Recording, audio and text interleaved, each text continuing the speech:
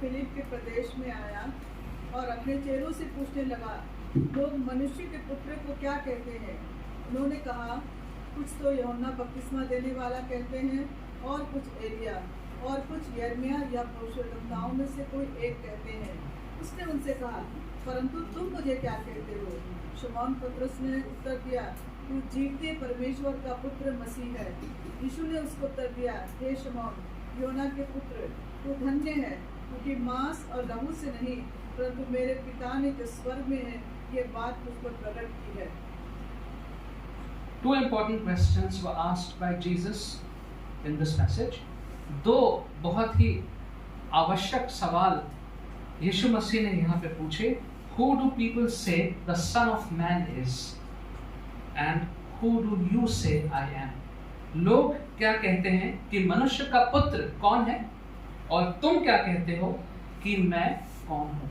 We will reflect on both these questions and try to understand the significance of the answers to these questions. इन दोनों सवालों पे हम थोड़ा सा ध्यान करेंगे और इनके अर्थ, दोनों के अर्थ हमारे लिए कितने महत्वपूर्ण हैं उस पर हम थोड़ा सा ध्यान लगाएंगे. Let's quickly look at what has been happening this far. अब तक क्या हो चुका है, थोड़ा सा उस पर ध्यान लगाते हैं. So if you go back to chapters 14 and 15, if you just want to browse through, you will see that Jesus fed the 5,000. Then Jesus walked on water. Then he fed the 4,000. He met a Canaanite woman, and now he is in a Jewish territory. आप देखेंगे कि यीशु ने जो समय बीत गया है उसमें उसने 5,000 की भीड़ को खाना खिलाया.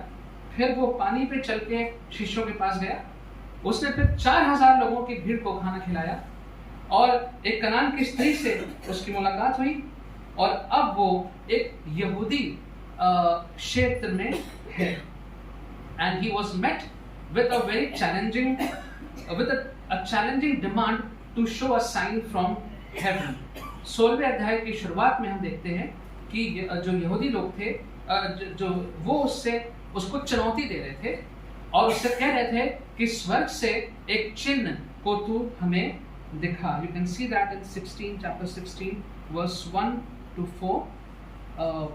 The Pharisees and Sadducees came to Jesus and tested him by asking him to show them a sign from heaven. Now Jesus refused to give the Pharisees and Sadducees any kind of sign as they wanted, calling them a wicked and adulterous generation. Jesus said to them that you are a wicked and adulterous generation. यीशु ने उनसे कहा कि तुम जो हो बहुत ही एक बुरे, धूर्त और व्यभिचारी किस्म के लोग हो.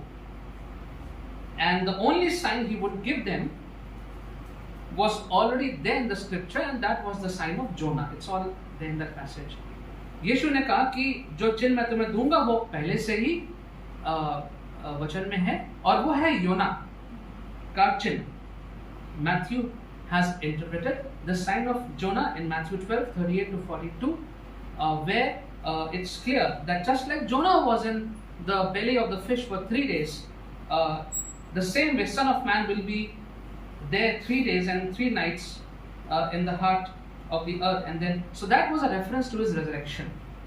So the only sign that Jesus said I'll give is the sign of Jonah. यीशु ने कहा कि जो चिन्ह तुम लोग चाह रहे हो वो मैं नहीं दूंगा, लेकिन एक ही चिन्ह दूंगा, वो पहले से ही वचन में है, और वो है योना का चिन्ह.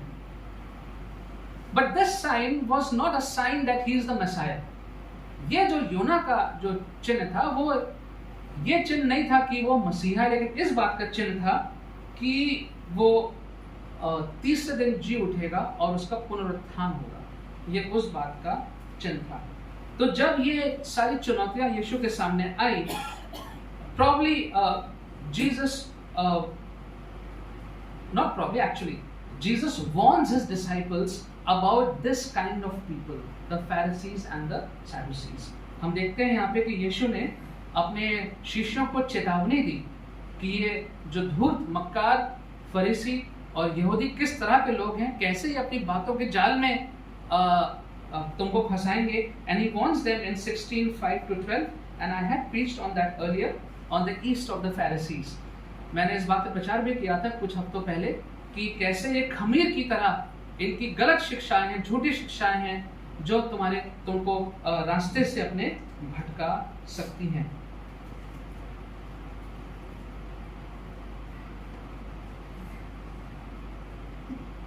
And by this time, Jesus and his disciples who were popular, that popularity was turning into opposition. अब तक हम देखते हैं कि यीशु मसीह बहुत प्रसिद्ध हो रहे थे, लोग सब पीछे पीछे आ रहे थे और बातों को सुन रहे थे. लेकिन अब धीमे धीमे ये जो प्रसिद्धि थी, ये प्रसिद्धि जो थी वो ऑपोजिशन में, विपक्ष में परिवर्तित हो रही थी, और लोग जो थे वो यीशु मसीह की बातों का विरोध करना शुरू कर दिया था. और वो विरोध हमें यहाँ देखने को मिलते हैं. There was an argument when Jesus was at the house of this Pharisee. जब यीशु मसीह फरीस के घर पे यहाँ पे था, तो वो सवाल जवाब, तर्क वितर्क और वो विरोध हमें यहाँ देखने को मिलता है. And so now Jesus leaves this place and he moves to the town, to this region of Caesarea Philippi. इन सब बातों के बाद अब यीशु मसीह अपने शिष्यों के साथ कैसरिया फिलिप्पी के स्थान में प्रवेश कर रहे हैं, और वो जो आज आपके सामने पढ़ा गया. And by this time, the things were very confusing because many people were confused because of what the Jews were saying, what their leaders were saying, and what Jesus was saying. जो यहूदी लोग, यहूदी याजक, यहूदी जो शिक्षक थे, वो जो बातें सिखा रहे थे और जो बातें यीशु सिखा रहे थे, इनमें अंतर था. और इसलिए लोग जो थे वो अपने मनों में कंफ्यूज थे, परेशान थे कि कौन सी बात सही है. And so now here Jesus wants to know what his disciples thought of him. अब यहाँ पर इन सब बातों को ध्यान में रखते हुए यीशु जानना चाह रहे हैं कि जो उनके अपने शिष्य हैं, सर्वप्रथम वो यीशु के बारे में क्या सोचते हैं, क्या जानते हैं.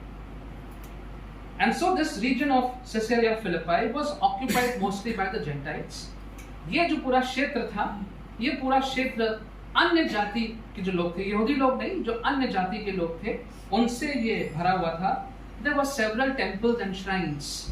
बहुत से यहाँ पे मंदिर थे, बहुत से भवन थे, अलग अलग देवी देवताओं के लिए बहुत से यहाँ पे इमारतें थी. There was also a massive temple built for Caesar.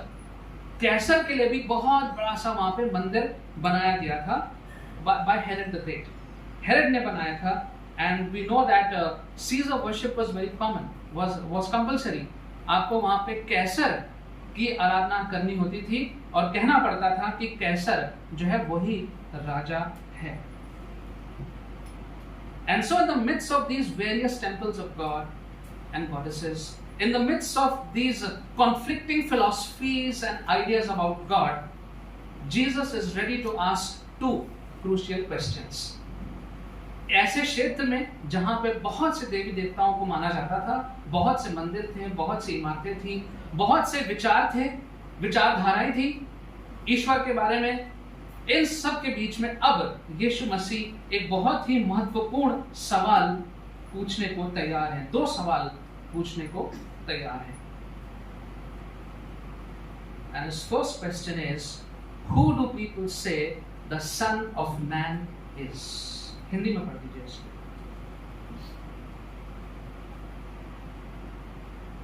उसने उनसे कहा, परंतु तुम मुझे क्या कहते हो? नहीं, उससे पहले उन्होंने कहा, किसको यूहन्ना बपतिस्मा देने वाला कहते हैं? 13वां पद पढ़ दीजिए. 13वां पद दीजिए. यीशु कैसरिया फिलिप्पी के प्रदेश में आया और अपने चेलों से पूछने लगा, लोग मनुष्य के पुत्र को क्या कहते हैं? लोग मनुष्य के पुत्र को क्या कहते हैं? Who do people say the Son of Man is? Son of Man. In the entire Gospels, 80 times this phrase Son of Man has been used. 80 बार मनुष्य के पुत्र इस phrase का प्रयोग किया गया है. It looks like it is the favorite title of Jesus. ऐसा प्रतीत होता है कि यीशु मसीह का यह पसंदीदा शीर्षक था Nobody else ever called him the Son of Man. He himself called him the Son of Man. Always. कभी किसी और ने उसे मनुष्य का पुत्र नहीं बोला, यीशु मसीह ने स्वयं अपने आप को बार बार मनुष्य का पुत्र बोला. He himself gave this title to himself, Son of Man. Now to understand this title, Son of Man, we will have to go to the book of Daniel. हमें डैनियल में जाना पड़ेगा अगर हम मनुष्य के पुत्र के बारे में थोड़ा सा और समझना चाहते हैं. And let's go to Daniel chapter 7. Daniel और इसके 7वें अध्याय में हम लोग जाएंगे.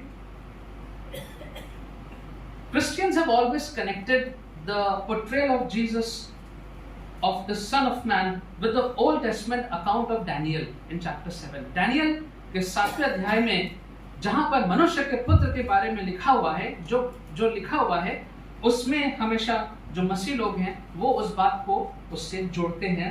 And here Daniel's prophetic vision about 4 beasts that depict 4 successive Gentile world empires.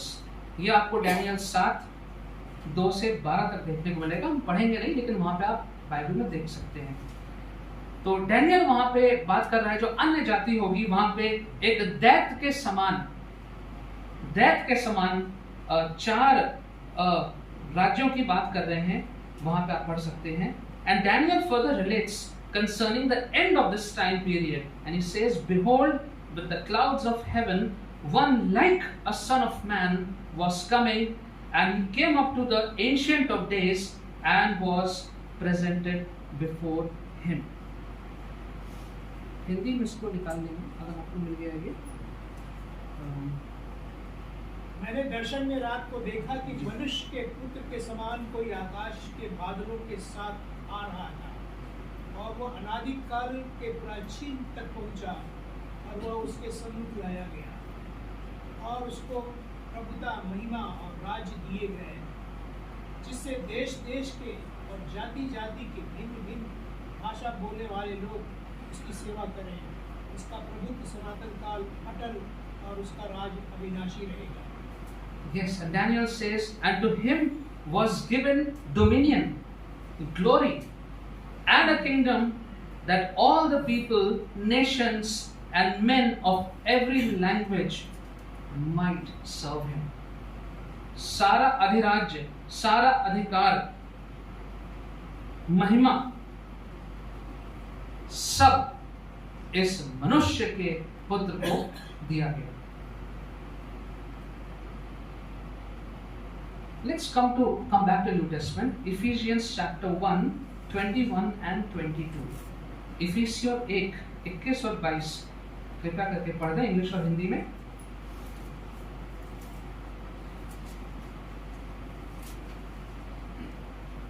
God above all rule and authority, power and dominion, and every name that is invoked, not only in the present age, but also in the one to come. And God placed all things under his feet, and appointed him to be the head over everything for the church, which is his body, the fullness of him who fulfills everything in every way. सब प्रकार की प्रधानता और अधिकार और सामर्थ और प्रभुता के हर एक नाम के ऊपर, जो न केवल इस लोक में पर आने वाले लोक में भी दिया जाएगा, बैठाया, और सब कुछ उसके पांवों तले कर दिया, और उसे सब वस्तुओं का शिरोमणि ठहराकर कलीसिया को दे दिया. वो उसकी देह है और उसकी परिपूर्णता है, जो सब में सब कुछ पूर्ण करता है. And this is being said of Jesus. यीशु के बारे में कहा जा रहा है that above all rule and authority, power, dominion, and every name that is invoked, and God placed all things under his feet and appointed him to be the head over everything for the church. ये सारी बातें यीशु मसीह के लिए यहाँ कही गई हैं. And in fact in Matthew 28:18 Jesus said, all authority in heaven and earth is given to me. आप 28-18 पढ़ दें मत्ती का.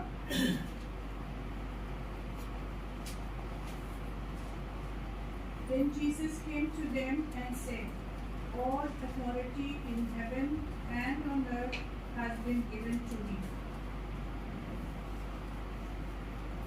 Therefore go and make disciples of all nations, baptizing them in the name of the Father and of the Son and of the Holy Spirit. यीशु ने उनके पास आकर कहा, स्वर्ग और पृथ्वी का सारा अधिकार मुझे दिया गया है, इसलिए तुम जाओ, सब प्रकार के जातियों को चेला बनाओ और उन्हें पिता और पुत्र और पवित्र आत्मा के नाम से बपतिस्मा दो। सारा अधिकार इस पृथ्वी पर और आसमान में हर जगह का सारा अधिकार मुझे दिया गया। There is absolutely no doubt that this Son of Man which Daniel is speaking about is Jesus Christ. इसमें कोई भी संदेह नहीं है कि जो मनुष्य के पुत्र की बात हो रही है यहाँ पे, वो डैनियल में जो कहा गया वो मनुष्य का पुत्र यीशु मसीह है। So although the Son of Man is sometimes used to describe the humanity of Jesus, but its more powerful manifestation and expression is in showing Jesus as a divine person. मनुष्य का पुत्र को कभी-कभी हम प्रयोग करते हैं ये दिखाने के लिए कि जो उसका मनुष्य का स्वभाव था, लेकिन अगर इसको हम और गहराई में देखें तो ये जो मनुष्य का पुत्र है यह उसके ईश्वर और उसके देवता होने का प्रमाण है कि वो ही प्रभु है। It's a divine title of Jesus. The people were not able to realize that Jesus is that divine Son of Man. लोग इस बात को अभी इस समय तक नहीं समझ पाए थे कि यीशु मसीह वो ईश्वरीय रूप है, वो ईश्वरीय मनुष्य का पुत्र है। What did the people think? So the disciples gave an answer. जब यीशु ने पूछा कि भाई लोग क्या कहते हैं, मनुष्य का पुत्र कौन है? So they gave a reply. They said in verse 14, some say John the Baptist, others say Elijah, and still others Jeremiah or one of the prophets.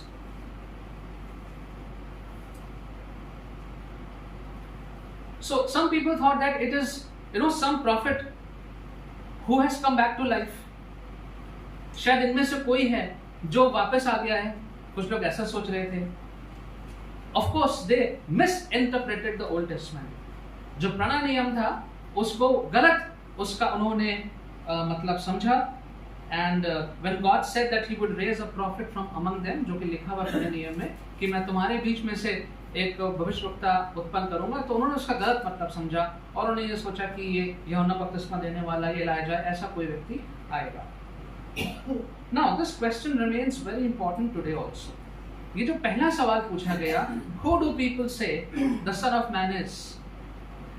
Other Gospels have said where Jesus says, who do people say I am? But here Matthew says, who do people say the Son of Man is?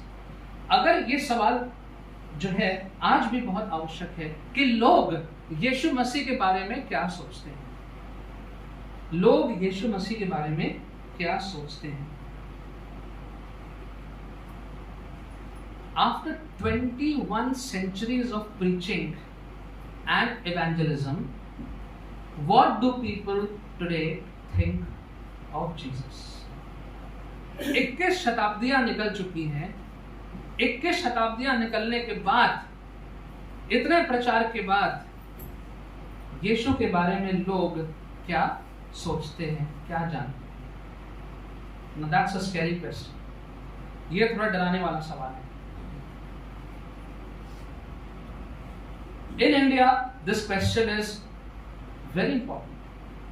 Bharatvarsh में तो ये सवाल बहुत ही आवश्यक है। Some will say Jesus is an avatar. कुछ लोग कहेंगे भाई यीशु मसीह तो एक अवतार थे, बहुत से ईश्वर हैं उनमें से ये भी थे, अवतार थे। Some will say he was a great messenger of God. Islam will say he is a great messenger of God. कि भाई ये तो एक बहुत बड़े नबी थे, जैसे और नबी थे उसमें ये भी एक बहुत बड़े नबी थे।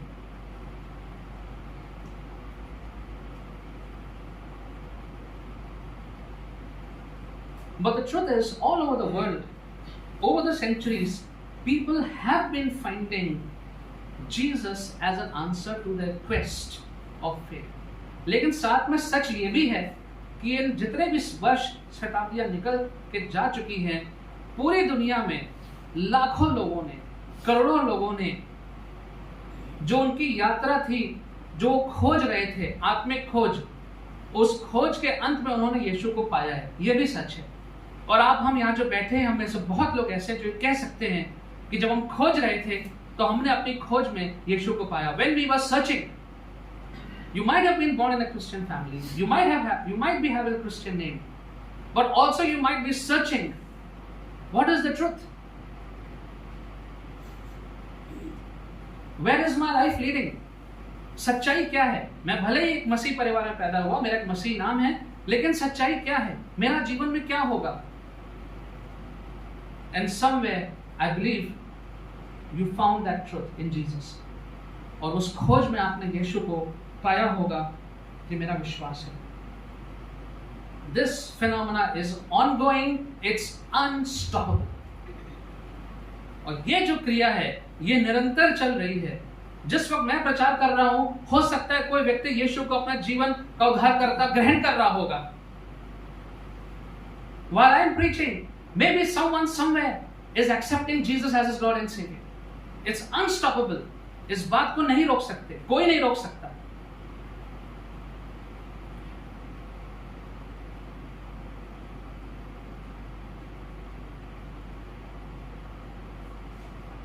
Well, Jesus now moves to the second question. And the second question of Jesus is quite personal. जो दूसरा सवाल यीशु ने पूछा, वो बड़ा व्यक्तिगत सवाल है। And that question was very important for the disciples at that point of time, and it is very important for us even today. उस समय पे, उस क्षण पे जो घटनाएं घट रही थी, उन सारे घटनाओं के क्रम में ये सवाल बहुत आवश्यक था चेलों के लिए, और आज भी हमारे लिए बहुत आवश्यक है। It was very important for Peter. पतरस के लिए ये सवाल बहुत आवश्यक था। And it's very important for us, for anyone who calls himself or herself a Christian. और जो भी व्यक्ति अपने आप को मसीह बोलना चाहता है, उसके लिए ये सवाल बहुत आवश्यक है। What do you say I am? Who do you say I am? तुम क्या कहते हो कि मैं कौन हूं? पहला सवाल क्या था? लोग क्या कहते हैं कि मैं कौन हूं? और दूसरा सवाल, व्यक्तिगत सवाल है कि तुम क्या कहते हो कि मैं कौन हूं? Who do you say that I am? What do you believe about Jesus? What do you think about Jesus? Who is Jesus to you? यीशु के बारे में आप क्या सोचते हैं? यीशु के बारे में क्या विश्वास करते हैं? आपके लिए यीशु मसीह कौन है? And so to Jesus, it never mattered what the big crowd thinks about him, but it always mattered for him what an individual believes about him. यीशु मसीह को कभी भी इस बात की चिंता नहीं थी कि बड़ी भीड़ जो मेरे सामने है, ये मेरे बारे में क्या सोचती है, ये मेरे बारे में सब ठीक ठीक समझ जाए, कभी नहीं। लेकिन कोई एक व्यक्ति, दो व्यक्ति, एक परिवार, वो क्या सोचता है यीशु के बारे में, ये यीशु के लिए बहुत आवश्यक है। Remember the day of resurrection, जिस दिन जो पुनरुत्थान का दिन था, Jesus could have easily appeared in Jerusalem in the temple. सब लोग वहां पे आए हुए थे, यरूशलेम था, इतवार का दिन था, सब लोग वहां पे आराधना करने आए थे। यीशु मसीह वहां पे अगर प्रकट होते, हजारों की तादाद में लोग यीशु को देख लेते और विश्वास भी कर लेते। He didn't do that. Where was he? He was on the road to Emmaus. Emmaus पे दो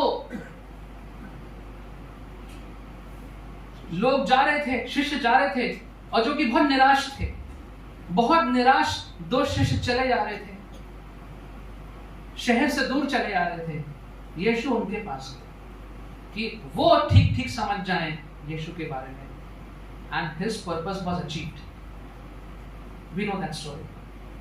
So over here, it is very important for Jesus to know what the disciples think of him and what you and I think of him.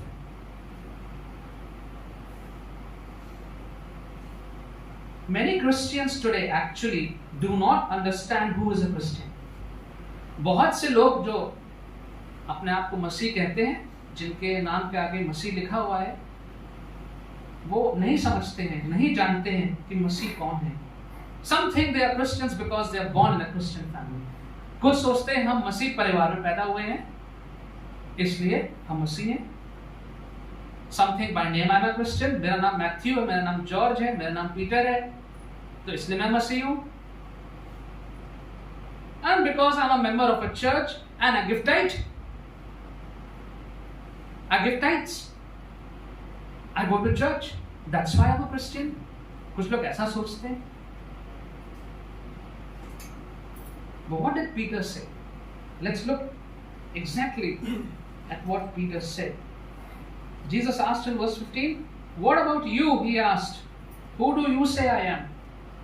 तुम अपने बारे में बताओ, तुम क्या सोचते हो?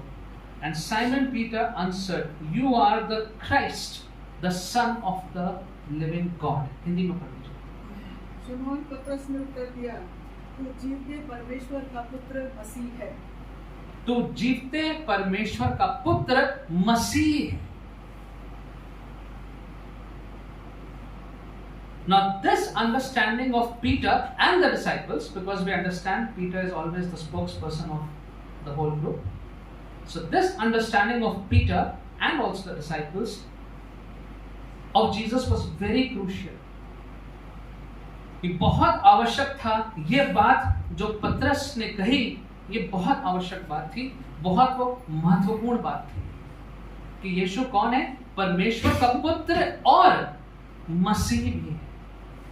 Christ, you are the Son of God. You are Christ, the Son of God, Son of the living God. Now, if you look at Matthew 14:33, after Jesus walked on water, the disciples tell Jesus, "You really are the Son of God." वहां पर आप देखिए तो शिष्यों ने क्या कहा? मत्ती 14:33 में पढ़ दीजिए, हिंदी में पढ़ दीजिए. 14:33. Then those who are in the boat worshipped him, saying, "Truly you are the Son of God." और जो लोग नाव में थे, उन्होंने उसे दंडवत किया और कहा, "वो निश्चय ही परमेश्वर का पुत्र है." तू निश्चय ही परमेश्वर का पुत्र है. Indeed, you are the Son of God. So this was not a new understanding. This part is not new, because this part has been acknowledged by the disciples earlier, that you are the Son of God. कि यीशु मसीह परमेश्वर का पुत्र है. इस बात को तो यही शिष्य पहले भी इस बात को बोल चुके हैं, मान चुके हैं. But Peter says, "You are the Christ, the Son of the living God." तू मसीह है, जीवित परमेश्वर का पुत्र है. What difference does that make? जब पतरस ने कहा "You are the Christ, the Son of the living God," इससे क्या फर्क पड़ गया? So the Christ in Greek rendering of the Hebrew means Messiah. इसका मतलब हो गया कि यीशु मसीह तू मसीहा है. You are the anointed one, जिसको अभिषेक किया गया है, तू वही है. पतरस ने बिल्कुल ठीक पहचाना. जब सिस्टर मधु प्रार्थना कर रही थी तो आपने कहा हम ऐसे परमेश्वर को जानते हैं जिसको हम जानते भी हैं और पहचानते भी हैं. आपने ये कहा था, बिल्कुल ठीक कहा आपने. जिसको जानते हैं और पहचानते हैं. पतरस ने यहाँ पे जान लिया और पहचान लिया जो बाकी लोग नहीं पहचान पाए. Of course, Jesus said that this was revealed to you by the Heavenly Father. But his willingness, his openness, his sharpness enabled him to see Jesus as that Christ, that Messiah, which others were not willing to understand, and they rejected. The Jews rejected that. This Messiah who will save the people from their fallen spiritual state of affairs. ये मसीहा जो लोगों को अपनी एक आत्मिक रूप से जो गिरे हुए स्थिति में है, उनसे मसीहा इनको बाहर निकालेगा। ये पतरस ने यहाँ पे पहचान लिया। Now today many Christians actually presume that they know Jesus. बहुत से मसीह लोग इस बात को मान लेते हैं कि हम तो यीशु को जानते हैं। Some people even pretend that they know Jesus. कुछ लोग ऐसा दिखावा भी करते हैं कि हम यीशु को जानते हैं। And many people today are actually following Jesus emotionally, and that is something very dangerous. बहुत से लोग जो आज मसीह के पीछे चल रहे हैं, वो भावनात्मक होके चल रहे हैं, भावनाओं में बह के चल रहे हैं। Now it is true that you and I are emotional beings. We cannot remove emotions from our personality. ये बात सच है कि आप और मैं, हम मनुष्य जो हैं, वो हम लोग भावनात्मक लोग हैं। भावनाओं को हम अपने जीवन से अलग नहीं कर सकते। That's true. But emotions are deceptive. That is also true. जो भावनाएं होती हैं वो धोखा देती हैं, ये भी सच है। आपने भावनाओं में बह के किसी की मदद करी, पता लगा वो तो फ्रॉड था। You help someone thinking that someone is so poor, no, so needy. Out of emotion you help someone. Turned out this person was a fraud. Many people are today worshipping Jesus because of emotions. Maybe they were sick and they got healing. Maybe they experienced something and they're all carried away by emotions. Sometimes the worship can also become very emotional. कभी-कभी हमारी आराधना भी बहुत भावनात्मक हो सकती है। But what happens when the emotion is gone? जब वो भावना चली गई, अब क्या होगा? And therefore, our faith must have something that is more than emotions. हमारे विश्वास में कुछ ऐसी मजबूती होनी चाहिए जो भावनाओं से ज्यादा हो। We must believe in the historic Lord Jesus Christ. And that is why Daniel chapter 7 is very important. जो ऐतिहासिक प्रभु यीशु मसीह है, जो इतिहास में था, उस पर विश्वास करना बहुत आवश्यक है। A reality that cannot be obliterated. एक ऐसी सच्चाई जिसका नामो निशान नहीं मिटाया जा सकता। Many have tried, but they have not been able to obliterate the name of Jesus. Till today, people are trying. All the attacks on Jesus, all the new cults, जितने भी नई कल्ट हैं, नई संस्थाएं हैं, तो वो सब यीशु के ऊपर अटैक करती हैं कि अगर यीशु के नाम को हम कुछ गड़बड़ा दें, लोगों को कंफ्यूज कर दें। बहुत से राइटर्स हैं, बहुत सी मूवीज हैं, and they are trying to confuse the people, to brainwash the people, and many people are getting brainwashed. बहुत से लोग जो है मसीह लोग, क्योंकि उनका उस वचन पे आधारित प्रभु यीशु मसीह पे विश्वास नहीं था, जब किसी ने कहीं प्रचार कर दिया वो उसके गलत रास्ते पे चले गए। Today the internet is filled with good and bad teachers both. अच्छे सही शिक्षक और झूठे शिक्षक दोनों से भरा हुआ internet. Let's be very careful. And so knowing the Jesus of the Bible, knowing the historic Jesus, knowing that He is Son of Man, He is Son of God, He is the Messiah, even when we don't feel like worshipping Him, even when everything is going haywire, He is God. परमेश्वर का पुत्र है, मनुष्य का पुत्र है, मसीहा है, जैसा वचन में लिखा है वैसा ही है। चाहे हमें ऐसा महसूस हो रहा हो, किसी दिन महसूस ना हो रहा हो, लेकिन फिर भी वो प्रभु है।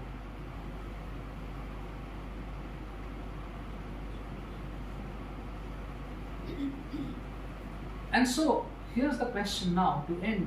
What are we doing for people, others, to come to a correct understanding of Jesus?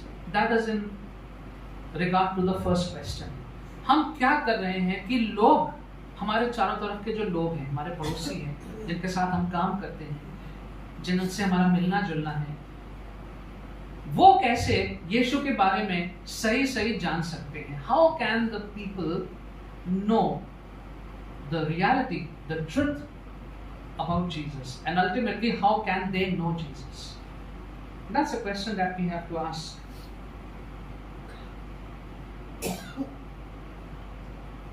And also act on it. Secondly, what are we doing to make sure that we remain in the love and grace of our Lord Jesus Christ? हम क्या कर रहे हैं जिससे ये निर्धारित होता रहे कि हम स्वयं प्रभु यीशु मसीह के अनुग्रह में, उसके प्रेम में बने रहें? उसके लिए हम क्या कर रहे हैं? And Peter got it spot on. पतरस ने बिल्कुल सही समझा। उसने कहा तू मसीहा है और तू परमेश्वर का पुत्र है। Let us be sure this Lent season to believe that Jesus has all dominion. हम इन कुछ बातों को, मोटी मोटी बातों को फिर से दोहरा लें कि सारा अधिराज्य, dominion on heaven and earth, everything is in the hands of Jesus. यीशु के हाथ में है। All power is in the hands of Jesus. सारी शक्ति यीशु के हाथ में है। All authority over all creation is in the hands of Jesus. सारा अधिकार पूरी सृष्टि पर यीशु मसीह के हाथ में है। And that he is my personal savior. साथ ही साथ में वो मेरा व्यक्तिगत उद्धार करता है। I must submit to Jesus and find peace and hope and meaning for my life. मैं यीशु मसीह को अपने आप को समर्पित करूं, समर्पित रहूं, ताकि मुझे शांति मिले, मुझे आशा मिले और मेरे जीवन का कोई अर्थ क्या है वो यीशु मसीह में मुझे प्राप्त हो। Let us make sure that we know who Jesus is. Who is Jesus of the Bible? वचन का यीशु मसीह कौन है, हम ये जान लें। And make a personal, decisive choice to obey him. व्यक्तिगत तौर से निर्णय लेते हुए हम उसके आज्ञा का पालन करें। Peter was not ashamed to acknowledge Jesus as a savior. पतरस को बिल्कुल भी, and we know later on what Peter did. He was the foundation of the church. कलीसिया की जो धरोहर थी, कलीसिया का जो नींव थी, वो पतरस बना। जो यहाँ आगे यीशु ने कहा वैसे ही हुआ। Let us be like him. Let us acknowledge Jesus and let us know that he is that divine Son of Man, Son of God, and he is very much the Jesus that is in the Old Testament, in the New Testament, and he is the Jesus that has changed us, and he is the Jesus who we know as a Lord and Savior. ये वो यीशु है जो पुराने नियम में है, जो नए नियम में है, जो हमारे विश्वास का केंद्र बिंदु है और हमारा उद्धार करता है।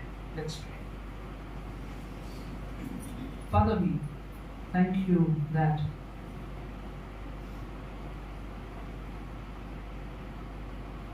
you asked such an important question to your disciples and to us also, whereby we had to think and give a clear answer. प्रभु जी, आपने अपने शिष्यों से और हमसे भी एक बहुत महत्वपूर्ण सवाल पूछा है, जिसका एक स्पष्ट जवाब देना बहुत आवश्यक है. Help us, Lord, that we clearly understand the question, and help us, Lord, that we have a clear answer in our hearts and minds. प्रभु जी, होने दीजिए कि इस सवाल को हम बहुत स्पष्ट रूप से समझने पाए और इसका जवाब हम अपने दिल और दिमाग में बहुत स्पष्ट रूप से देने पाए. Yes, Lord, you are the Christ. You are the Messiah. And you came to save us. आप क्रिस्ट यीशु हैं, आप मसीहा हैं और आप हमें हमारे पापों से बचाने के लिए आए. And you are God. आप परमेश्वर हैं. Help us, Lord, to always remember that, no matter what happens. प्रभु जी, इस बात को हम याद रखें, चाहे जीवन में कुछ भी होता रहे. Help us, Lord. We pray that you give us more and more insight. Help us to grow deeper in a beautiful relation with you. हम और गहराई से प्रभु यीशु आपके साथ और गहराई से संबंध में जुड़ते जाएं. Thank you, Lord. In Jesus' name.